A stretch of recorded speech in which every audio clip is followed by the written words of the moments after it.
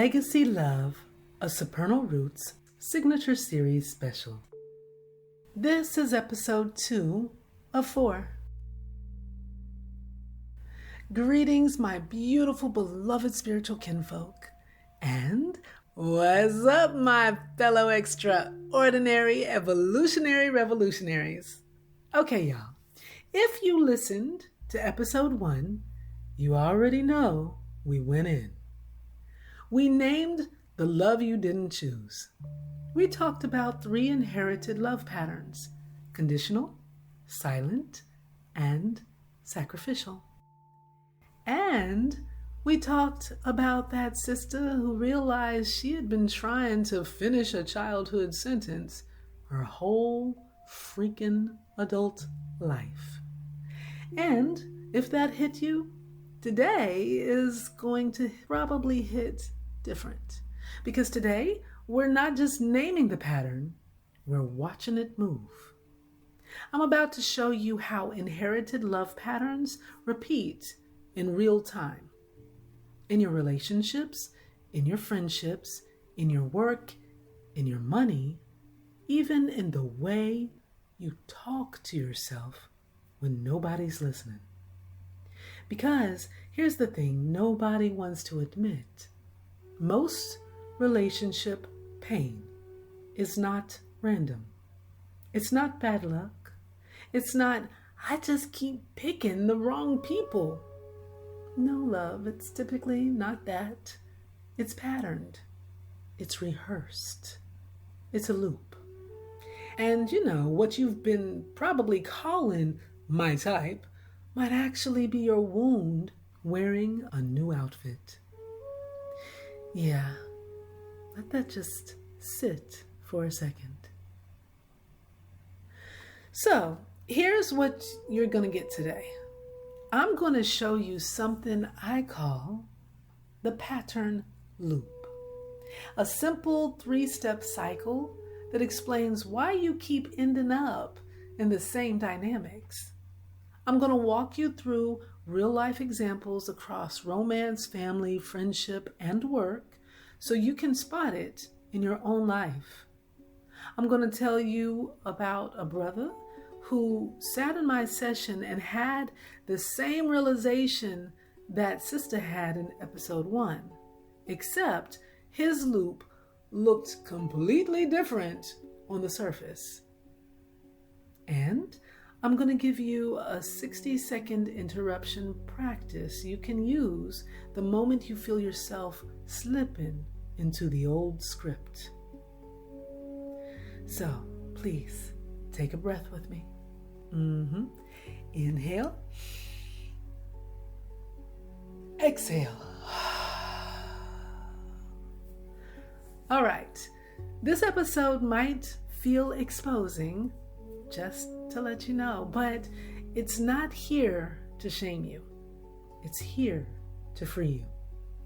Ready? Let's go. Part 1, why familiar feels like love. Let's start with the truth that might rearrange some things in your mind. Your nervous system is not built to choose what's best for you. It's built to choose what feels recognizable.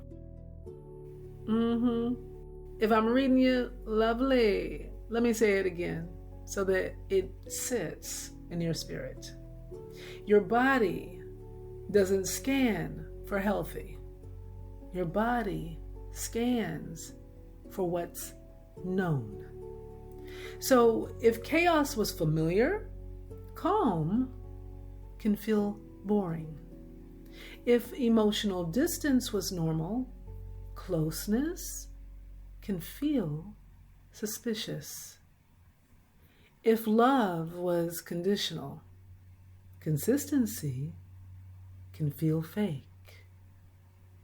If you had to earn affection, receiving freely can feel uncomfortable, like something must be wrong.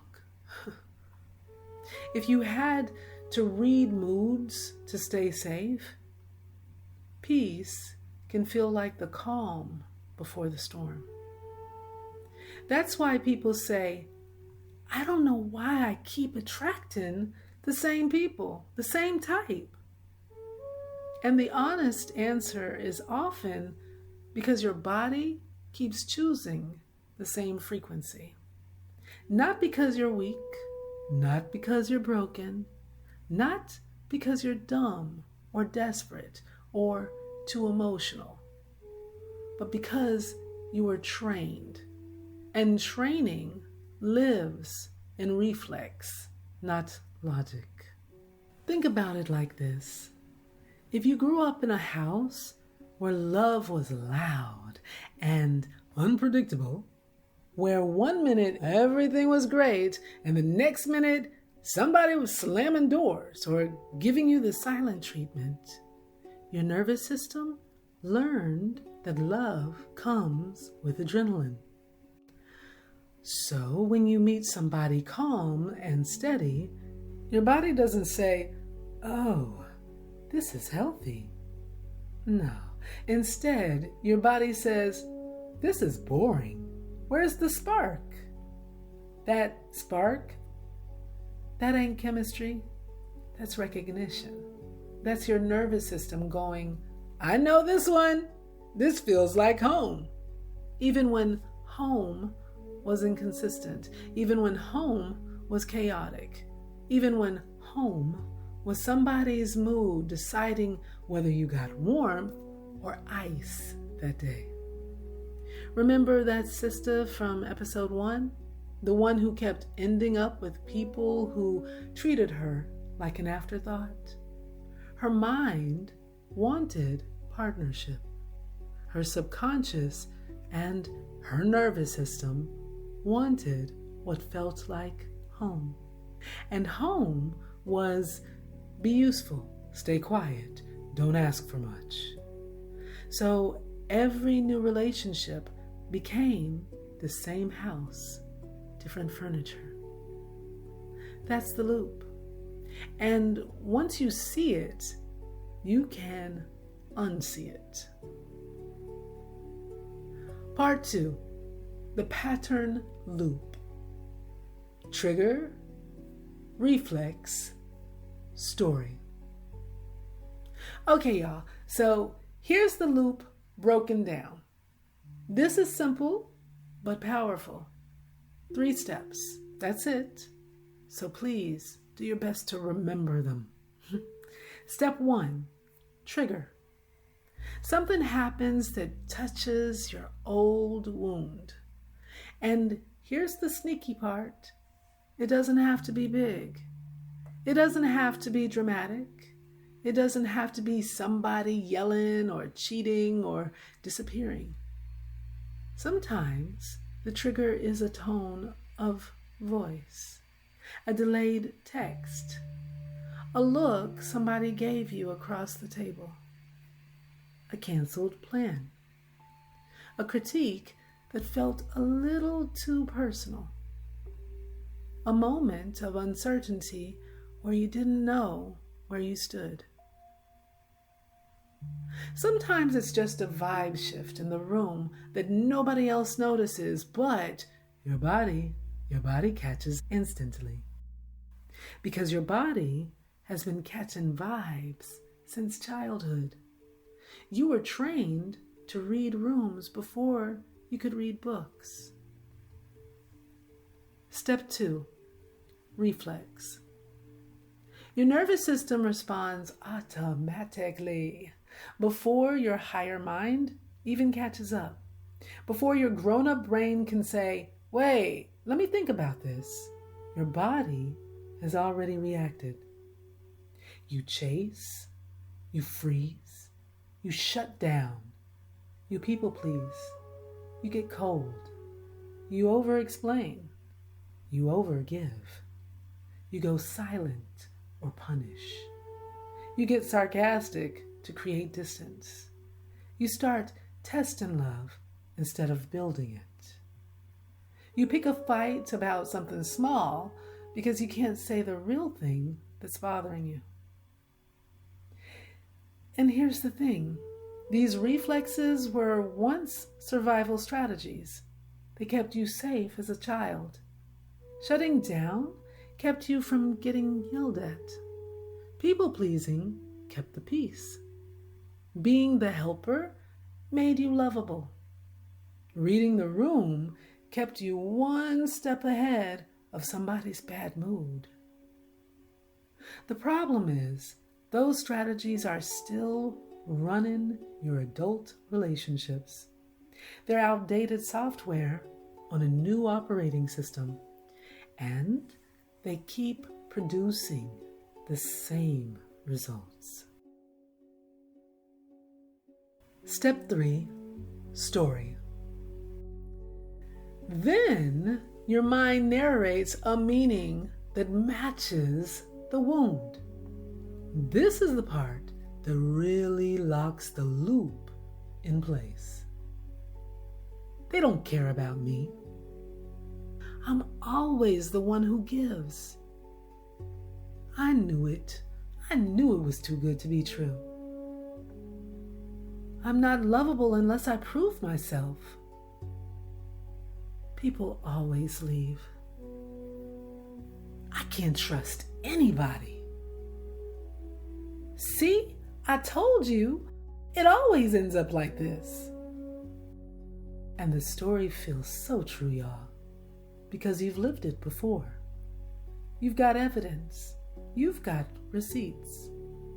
You've got a whole highlight reel of times this story played out exactly this way.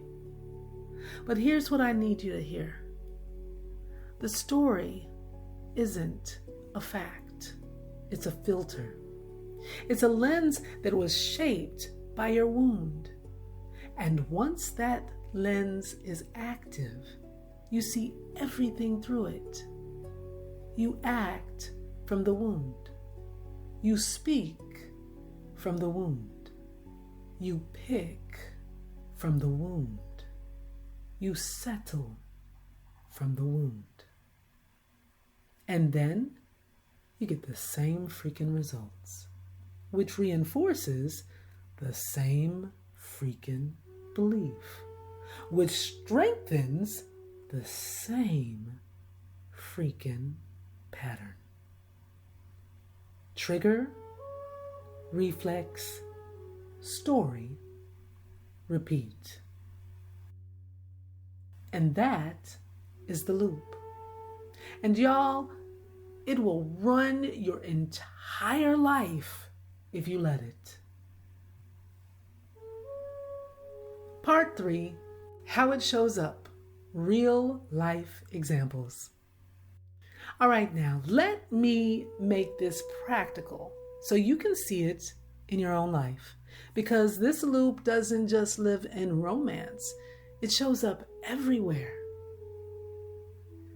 Romance. Trigger. They take longer to reply than usual. Reflex. You double text. You check their socials. You spiral. Maybe you draft a whole paragraph, delete it, type it again, delete it again. Maybe you screenshot the conversation and send it to your best friend with, "What do you think this means?" Story.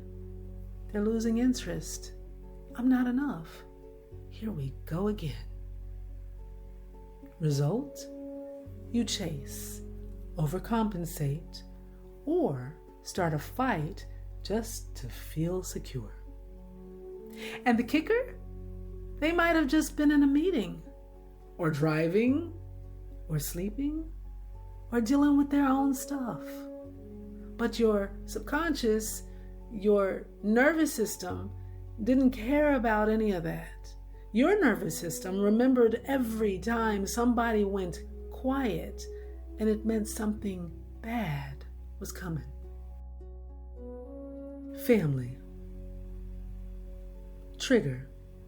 Someone dismisses your feelings at a family gathering. Maybe it's a look. Maybe it's you're being too sensitive. Maybe it's that cousin who always makes you the punchline. Reflex. You shut down. Or you explode.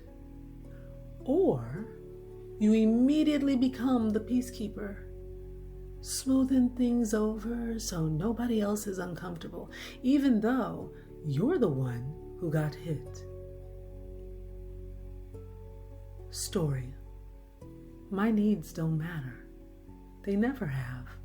I'm always the one who has to swallow it. Result. You swallow yourself and then spend the whole drive home replaying it, resenting everybody for not noticing you were hurting, telling yourself you shouldn't have come. Friendship. Trigger. A friend only calls when they need something. You realize it's been 6 months since they asked how you're doing. Reflex. You help anyway. You pick up the phone. You listen for an hour. You give advice. You offer to help. You don't bring up your own stuff because you don't want to be a burden. Story. If I say no, I'll be alone. At least they still call. At least somebody needs me. Result. You become the unpaid therapist, the emotional ATM, the person everybody withdraws from, but nobody deposits into. Money or work. Trigger. Your boss praises you for always going the extra mile. Reflex. You beam. You feel seen. Then you take on 3 more projects nobody asked you to take because praise felt like love. And now you're chasing more of it. Story. My value is what I produce. If I slow down, they'll replace me. If I'm not the hardest worker in the room, I don't matter. Result. You overwork, undercharge, skip lunch, answer emails at midnight, and call it being responsible, while your body is screaming for rest and your spirit is running on fumes. Whew. Yes, love. So, tell me, did you see it, y'all? Y'all, did you see it? Different scenes, same script. Different people, same pattern.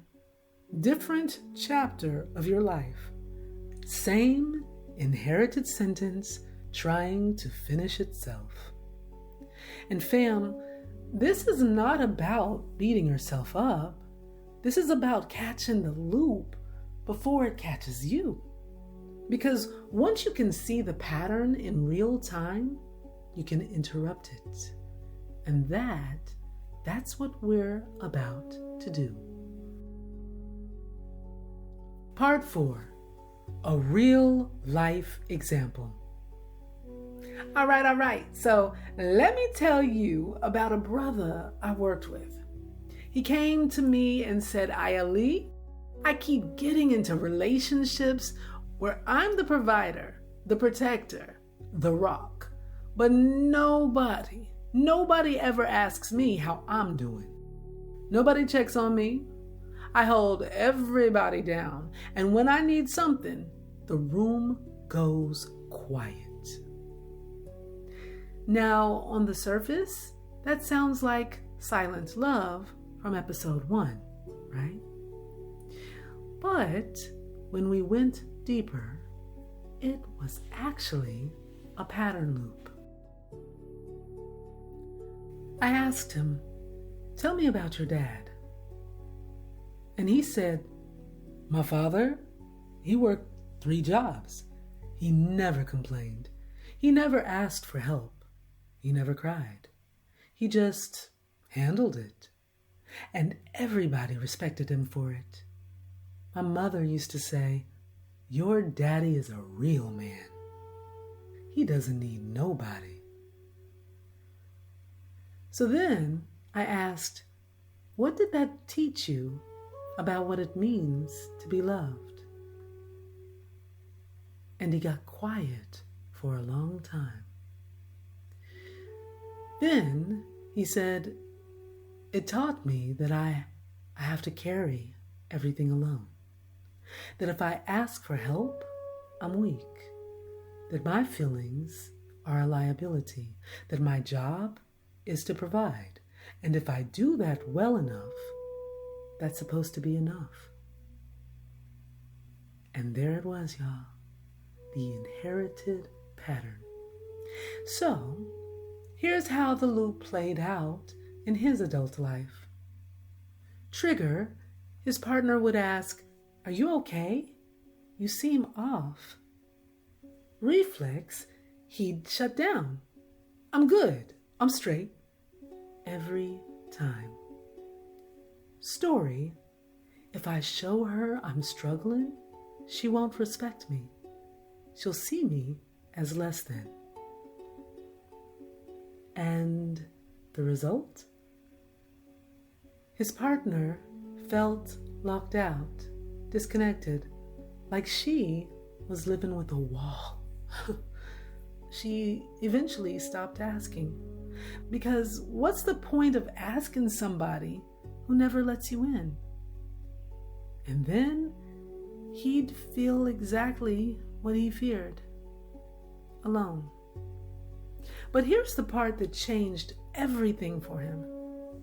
I said, "Brother, your father taught you strength, but he also taught you isolation. And those two things got packaged together in your body as the same thing.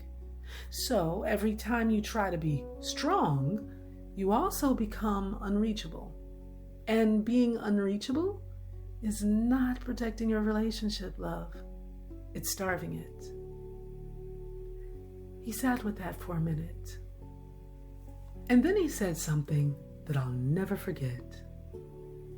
"So I've been doing the same thing my dad did, thinking I was being a good man, and I've been pushing away every woman who ever tried to love me the way I actually needed." Yeah, that's the loop. Same pattern, different packaging. His dad carried it. He inherited it. And without intervention, he would have passed it to his kids. But he caught it. He named it. And naming it was the beginning of the interrupt. Part 5, the filter.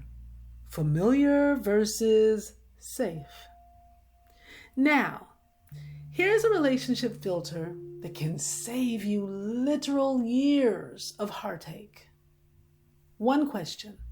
That's it. Does this feel familiar? Or does this feel safe? Write it down, tattoo it on your brain, whatever you got to do, love. Because familiar can include chemistry that's actually anxiety, intensity that's actually instability, mystery that's actually avoidance, passion that's actually inconsistency. They just keep me on my toes, which is actually my nervous system never gets to rest.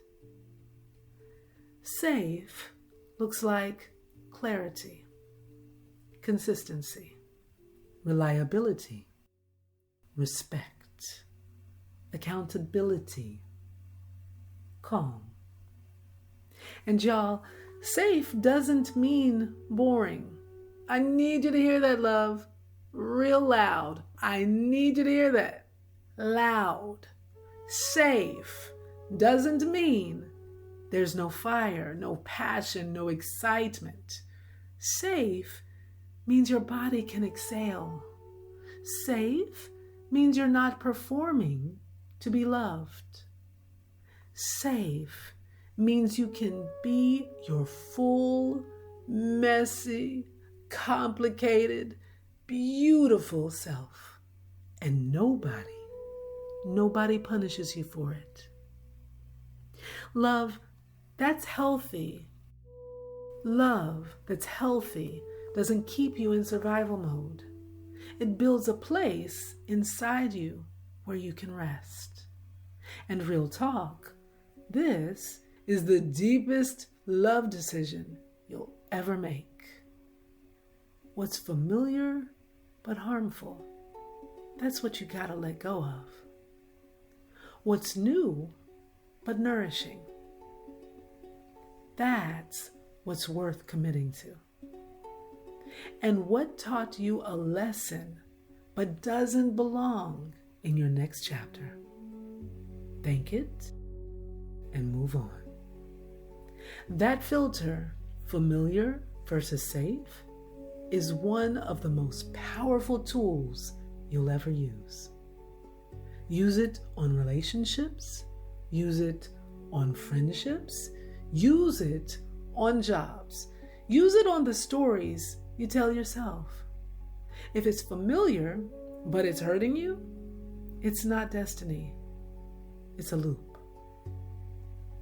And we're breaking loops today. Part 6, the interruption practice, 60 seconds. Now, here's your practice, love. You can literally do this today. The next time you feel triggered, before you send the text, before you snap, before you shut down, before you start performing, do this. Step 1, name it. Say to yourself, this is a trigger. Not destiny, not proof, not prophecy, not confirmation that your worst fear is true. A trigger. That's all.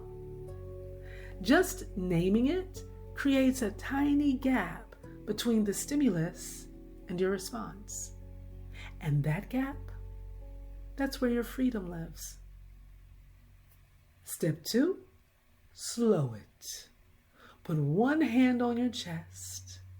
Take one slow inhale through your nose. One slow exhale through your mouth. Tell your body, I'm here. I'm safe right now. This is not then. This is now. Because your body doesn't know the difference between a real threat and a trauma echo. Your body just knows this feeling is familiar, so I need to react. Slowing down tells your body, no, we're not in that old situation. We have options now. Step 3, choose the new response. Ask yourself, what would the healed version of me do next? Not the perfect version, not the Instagram version, the healed version. The version who doesn't beg for clarity. The version who doesn't abandon themselves to keep a connection. The version who can sit with uncertainty without spiraling. Sometimes the healed response is, I'm going to wait and see. Sometimes it's, I'm going to ask directly instead of assuming. Sometimes it's, I'm going to set a boundary. Sometimes it's, I'm going to walk away from inconsistency without giving a speech. And that last part is key. You don't need a dramatic exit. You don't need a monologue. You don't need to explain yourself to somebody who didn't earn that explanation. You need a clean standard. Name it. Slow it. Choose the new response. 60 seconds. That's all it takes to interrupt a pattern that's been running for decades. Next, I got them journal prompts, y'all. Later today, grab your journal or notes app and get honest with yourself, okay?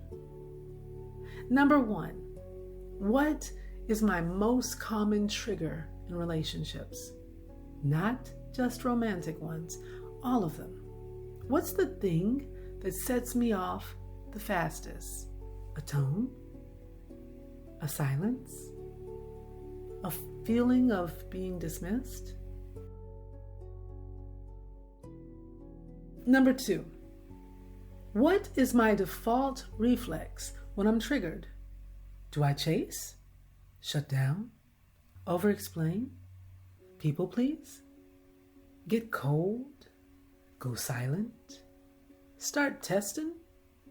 Get sarcastic?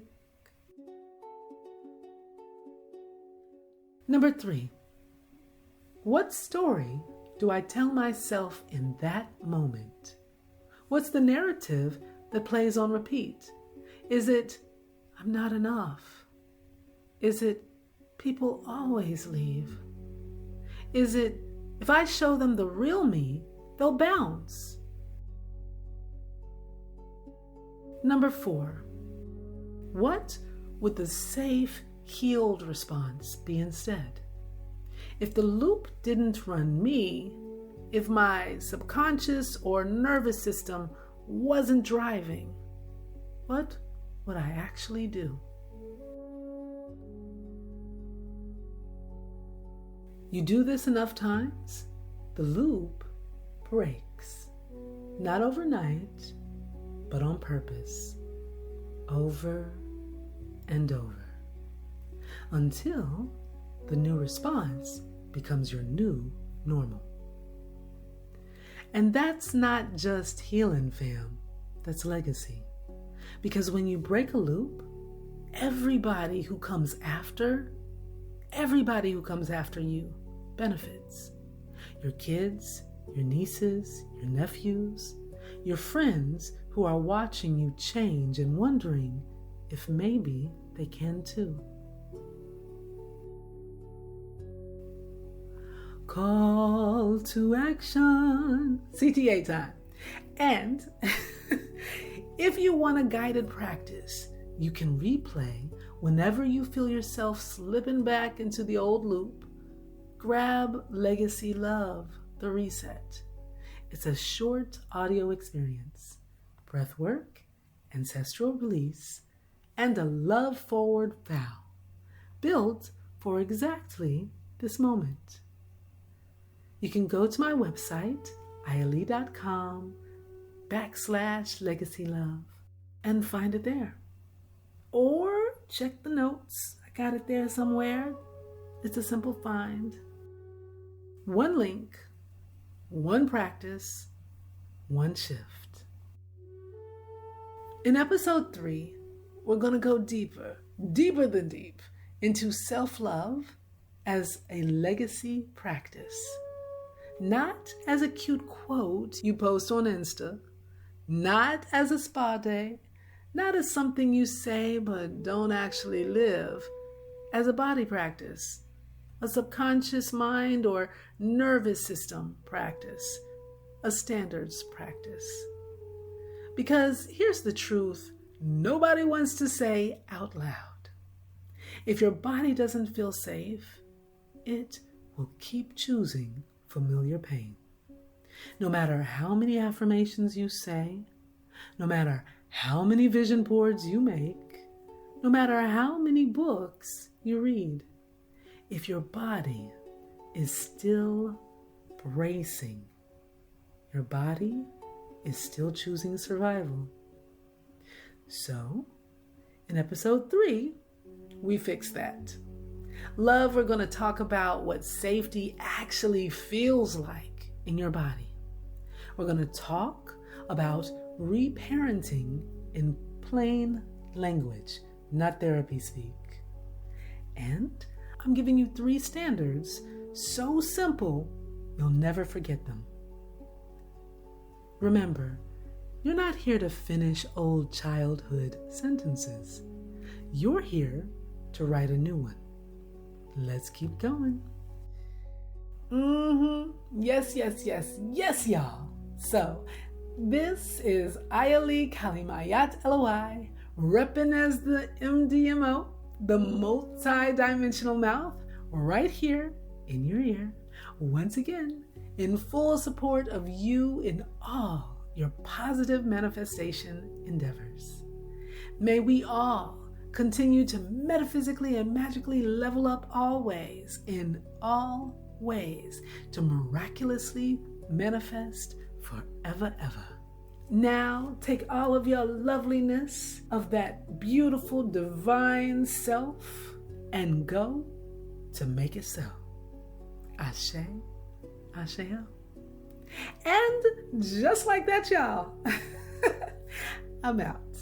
Until next time, catch you in the next dimension. Eternal Supernal. In love we thrive. Live love, love life. Your higher love doctor, IAYAALIS.